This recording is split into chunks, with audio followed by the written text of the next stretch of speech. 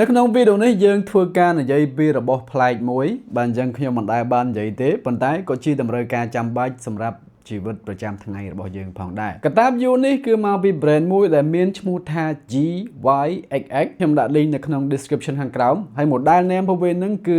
GYXX Nebula 2ហ្នឹងហើយបាទអញ្ចឹងនេះគឺជាឈ្មោះរបស់វាក៏ដូចជា brand name របស់វាសម្រាប់ការងារប្រចាំថ្ងៃរបស់បងប្អូនណាបងប្អូនយើងទៅណាទៅណីក៏ដោយណាបងប្អូនយើងតែងតែមានរបស់នៅក្នុងកតាបហ្នឹងមិនអញ្ចឹងហើយបានជាយើងត្រូវការកតាបមួយវាជាតម្រូវការមួយដែរបងប្អូនយើងសម្រាប់ការងារប្រចាំថ្ងៃរបស់យើងណាបាទអញ្ចឹងកតាបនេះដូចខ្ញុំនិយាយអញ្ចឹងវា premium មែនទែនតែម្ដងគុណភាពផលិតគឺទំនើបបាទអញ្ចឹងឥឡូវបងប្អូនយើងមកមើលការ design របស់វាបន្តិចសិនសម្រាប់ទំហំរបស់វាគឺប៉ុណ្ណេះបងប្អូនយើងអាចធ្វើការដាក់ចូល iPad ទំហំ 12.9 អ៊ីងបានបងប្អូនយើងក៏អាចដាក់ចូលកាមេរ៉ាបានផងដែរដោយកប៉ៅវានៅខាងក្នុងហ្នឹងគឺថាធំបងប្អូនយើងហើយមានច្រើនថតមែនទែនតែម្ដងមួយនៅខាងមុខគេនេះបាទហើយវាមានថត2 3ទៀតដូចខ្ញុំនិយាយអញ្ចឹងបងប្អូននឹងដាក់កន្លែងណាក៏បានដែរហើយមួយទៀតហ្នឹងគឺនៅខាងក្រោយនេះបងប្អូនយើងអាចដាក់របស់របរផ្សេងទៀតទៅណាបាទអញ្ចឹងយើងរូតចេញមកបងប្អូនយើងអាចដាក់របស់របរបន្ថែមផ្សេងអីចឹងទៅដូចជាខ្សែសាកទូរស័ព្ទឬក៏ power bank ឬក៏ឡាំងឡាក់អញ្ចឹងទៅបងប្អូនណាហើយទៅលើ material នៃកតាបមួយហ្នឹងគឺថាទំនើបល្អណាស់បងប្អូនយើងពីខាងលើគេហ្នឹងគឺជាកណាត់បែបលាយជាមួយនឹងជ័រដើម្បីធ្វើឲ្យទប់ស្កាត់ទឹកភ្លៀងបងប្អូនយើងអញ្ចឹងពេលបងប្អូនយើងធ្វើដំណើរតាណាតាណីកាត់ភ្លៀងកាត់ទឹកអញ្ចឹងទៅវាមាននេះជួយទប់បាទអញ្ចឹងគឺមាន logo របស់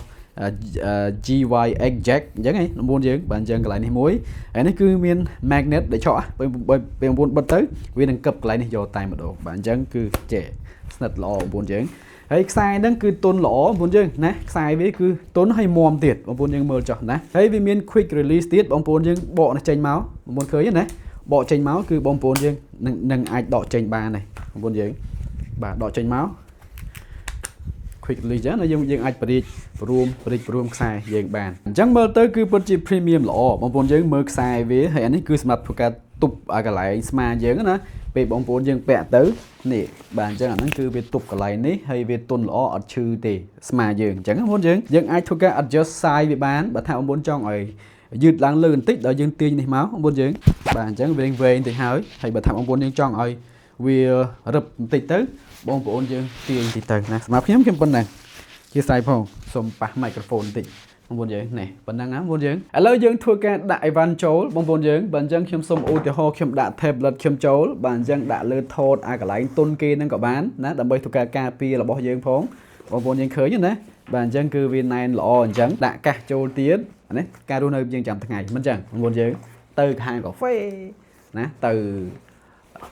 សួនកំសាន្តលេងអញ្ចឹងទៅឬក៏ទៅផឹកកាហ្វេកន្លែងណាកន្លែងណីអញ្ចឹងបងប្អូនយើងអញ្ចឹងដាក់ទៅឃើញវាចិត្តល្អបងប្អូនយើងណា microphone អូខេខ្ញុំដាក់កន្លែងនេះមក microphone ខ្ញុំនេះបងប្អូនយើងខាងមុខគេនឹងមកកាសមួយទៀតមកមិនអញ្ចឹងបងប្អូនយើង SSD អញ្ចឹងទៅឧទាហរណ៍ឡាក់ជាដើមអញ្ចឹងបងប្អូនយើងអាចញាត់ចូលកន្លែងទាំងអស់ទៅណាបងប្អូនយើងហើយបើសិនជាបងប្អូនយើងមានកាមេរ៉ាល្មមអញ្ចឹងទៅបងប្អូនយើងអាចញាត់កាមេរ៉ាយើងចូលទៀតក៏បានដែរបាទអញ្ចឹងយើងអាច solve space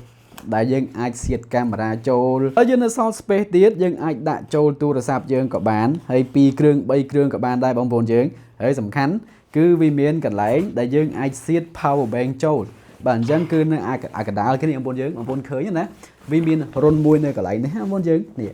អាម្ដុំហ្នឹងគឺយើងអាចដាក់អីវ៉ាន់បានទៀតខាងក្រោមគេនេះបងប្អូនយើងបាទអញ្ចឹងបើសិនជា4ត្រឡប់មកខាងនេះមកវាមានកន្លែងសាកទូរស័ព្ទយើងអាចញាត់ចូល power bank យើងមកបាទអញ្ចឹងរុនវាហ្នឹងបងប្អូនយើងផតវាហ្នឹងគឺវាអាច output តាមល្បឿននៃ power bank របស់យើងបើសិនជា100 W វាអាចបញ្ជូនថ្មទៅ100 W តែម្ដងដែលយើងអាចញាត់ចូលខាងក្នុងគេហ្នឹងមកវាមាន port នៅខាងក្នុងហ្នឹងបងប្អូនយើងដែលបងប្អូនយើងអាចលាក់បានឬក៏ដាក់របស់ផ្សេងៗក៏បាន tripod អីក៏បានដែរបងប្អូនយើងណាកន្លែងនេះបងប្អូនយើងខ្ញុំសូមញាត់ចូលឲ្យអស់តែម្ដងទៅព្រោះយើងមានកាមេរ៉ាមួយដែរអញ្ចឹងយើងអាចញាត់ចូល tripod តូចមួយរបស់យើងនៅអាចន្លោះរុនហ្នឹងបងប្អូនយើងដូចខ្ញុំនិយាយអញ្ចឹងបាទអញ្ចឹងយើងអាចញាត់ចូលមកបាទជាការស្រេចអញ្ចឹងបងប្អូនឃើញអីវ៉ាន់ខ្ញុំខាងក្នុងគឺច្រើនអូពេញបឹបលើនឹងតែម្ដងទូរស័ព្ទហើយយើងមានកន្លែងសាកទៀតចង់សាកទូរស័ព្ទអីដោតចូលមកបាទ